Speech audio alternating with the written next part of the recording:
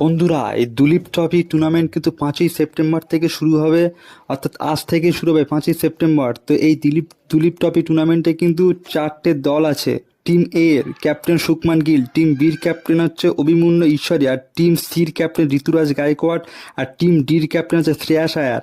তো এই 4টে বড় লেজেন্ড প্লেয়ার দেখতে পারবো। তারপরে ঋষভ পান্তের মতন প্লেয়ারকে দেখতে পারবো, ঈশান কিষানের মতন প্লেয়ারকে দেখতে পারবো। সব বড় বড় প্লেয়ারকে কিন্তু এই দুলীপ ট্রফি টুর্নামেন্টে কিন্তু আমরা খেলতে দেখতে পারবো। ঠিক আছে।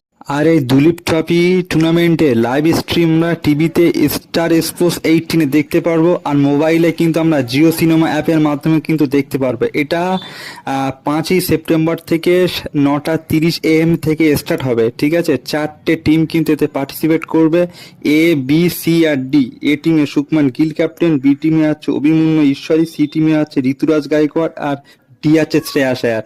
তো প্লিজ ভিডিওটা ভালো লাগলে